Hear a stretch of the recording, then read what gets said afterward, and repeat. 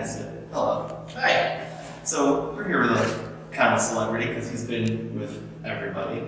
Well, yes, back in the 80s I used to leash train Aardvarks, and I had the ability to take them to shows like Johnny Carson, David Letterman, Larry King, Regents of Kennedy Lee, Good Morning America, and some of my Aardvarks have even met royalties such as Prince Charles. So I feel like it's an honor to be even doing an interview with you. Thank you. But here to talk about the Aardvarks side and not your experiences. Okay, well, currently we have a pair of Aardvarks here. Diggy, our male, is 24 years old, and he was actually born at the Philadelphia Zoo. Allie, our female, is about 10 years younger. She's 14, and she was born at the Rolling Hills facility in Salina, Kansas. They are a breeding pair. They produced their first successful young about a year or so ago, about 13 months ago. His name was Winsel because he was born on the winter solstice. Aardvarks have about an 8-month gestation period. When the babies are born, they're about 3 to 5 pounds. But by the time they're a year old, they're as big as an adult. So Winsel has now been separated from his parents. Parents have been put together, and Winsel's going to go to another zoo to be an ambassador animal there. And will he eventually become part of a breeding program as well? He will be, because there's actually a shortage of male aardvarks in the United States. There are more females than males, so the stud put keeper for aardvarks was very pleased to hear when we had a baby that turned out to be a male. Obviously, he's just about 13 months old now. They're usually sexually mature by the time they're 2 years old. So he has a little bit of time before he'll be part of the breeding population. No matter the age, eventually they'll get there and start helping out the Aardvarks. Correct. And now Diggy, as I said, he's 24 years old. Usually in human care, these animals can live to be 20, 23 years old. He's actually the 8th oldest aardvark in the world that's under human care right now, at 24. What's the oldest one? There's some that are in their upper 20s, about 29 or so. And I'd have to go back into the records and look, but I know that recently we kind of looked to see where he was on that list, and he's the 8th oldest in the world in human care. That's pretty great. Yeah. That means there's some good care going on with these Aardvarks. He's still a breeder. He's the Tony Randall of the Aardvarks. So what has been one of your favorite things about taking care of these Aardvarks? Well, I think, they're just kind of so laid back.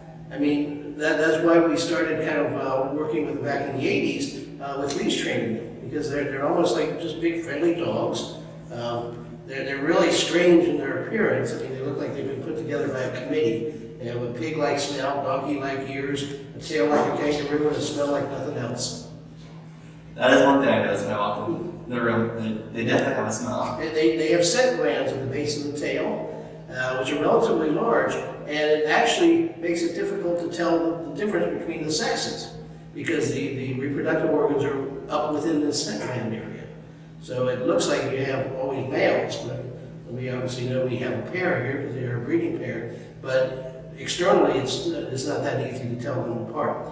Usually females will be a little larger than males, and they'll range in weight from 90 pounds to, some say, up to even 180. Ours average anywhere between 95 and about 115 pounds. But usually the females are a little heavier than the males. And what do these Aardvarks eat in the wild?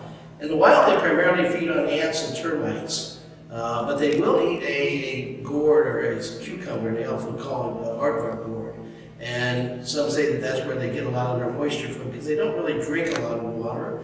They get most of the moisture from the ants and termites that they eat.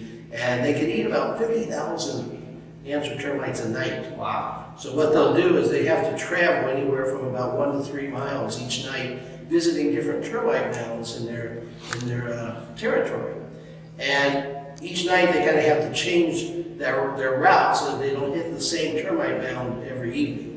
They usually about once a week they'll go back to a termite mound that they visited the week earlier. And they'll use these big powerful claws that they have to tear open big holes in the termite mound. And once they leave, the termites come out and repair that hole. But when the aardvark comes back the next time, he kind of goes right back to that same area. It's like a scam. So he'll just easily pull it off. And they have a tongue that's about 1 foot long. that's relatively sticky, kind of like that of an anteater. And they'll use that to sort of lap up the ants or termites, and as I said, they can eat about 50,000 of these every night. This is Allie. We just went for here comes Diggy. Yeah. And this is the nocturnal building, so. Right. This is where we basically reverse the day and night light cycle for these animals. So from about 9 in the morning till 9 at night, all the exhibits are lit under blue lights, which the animals think is moonlight, and they're then more often awake. And then when everyone leaves the zoo at night, there's no one here. About 9 o'clock at night, all the white lights in the building come on. And that's when the animals would normally sleep. So even though they're nocturnal, it's not like that just because blue lights are on, they're going to constantly be running around. Animals have, they'll be active when they first get up, then they'll rest for a while, then they'll be active again midday, they'll rest for a while, then they'll be active again right before they go to sleep. So that's sort of their rhythm of activity. That's the same with the aardvarks. Even though we would normally have them under blue light at this time, they still take their little cat naps. So, I'm sorry for bugging you with the lights, but we have to make sure the world can see them. So, how does the bizarre nose and the ears help them in the wild? Well, they have relatively poor vision. Their best sense is probably their sense of smell. Apparently they have more olfactory bulbs in their nose than any other mammal.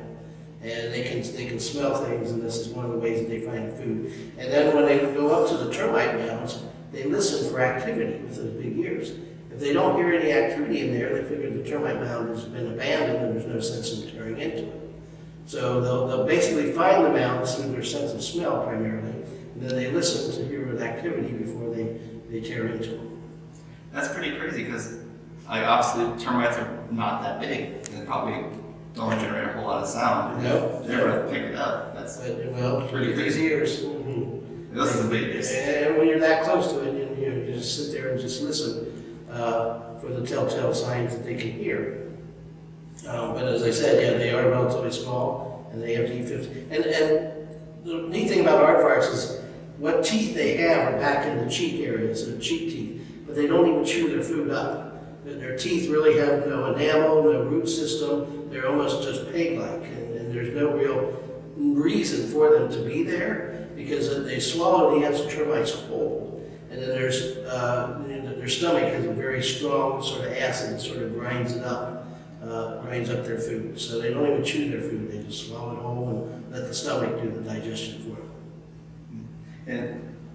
And obviously most people would think this is definitely a bizarre looking animal, but it's all for the special adaptations they have for their lifestyle. Mm-hmm. I mean, especially with the poor eyesight, if you can't see that way, you have to come up with other means of seeing. And it also helps them to when they first come out of their burrows at night, they'll stand there for about 10 minutes just sniffing the air, primarily to make sure there's not predators around. Because this will make a nice meal for a lion or a leopard, 100 pounds of meat or so. Might smell kind of bad, but then again, there's a lot of meat there. So what they do is they come out and they smell the air, make sure that there's nothing around that's going to eat them, and then even when they leave, they kind of sort of just do some sort of jumps and hops initially, just so in case something is close by. And these guys are very powerful. I mean, there's a lot of muscle there. At one time, we had to give one of these a shot, and 4 of us held the animal down to pin it down so the vet could get a good shot of where they wanted to. And as soon as that needle hit that animal, we all 4 went flying in different directions. So they've been known to throw lions off of them. Really? If they get attacked by a lion, what they'll do, they jump up in the air, they do a somersault, and they hit the ground running. Their primary defense is to run and then to burrow. They can dig about 2 feet in 15 seconds. Wow. In the soil. And they're basically found throughout Africa, in the sub-Saharan, south of the Saharan desert.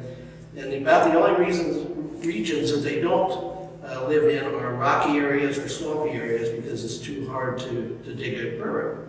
And their burrows can be anywhere from 6 feet long to 40 to 50 feet long that they stay in. And this is where they rest every day because it's cooler. This is also where they female would raise their young. And you mentioned that lions and jaguars would go after them. What other animals are trying to prey? Primarily in Africa, it'd be the lions, leopards, hyenas, Jaguars. Jaguars are South America. Jaguars can go after anteaters. Yes. And some people confuse these with anteaters, but they're not. They're actually in an order all by themselves, and they're the only species in that order. And it's called Tulia dentata, which refers to their weird tubular teeth. Well, thank you so much for telling us about the aardvark, because I need to start talking to you, but you know so much about these animals. You can probably talk for hours. Oh, yeah. Well, thank you again. You're very welcome. And if you guys enjoyed this week's episode, don't forget to leave a big thumbs up down below, subscribe to my channel, and also check out my Instagram @CoolShirt. As always, I'll see you next week.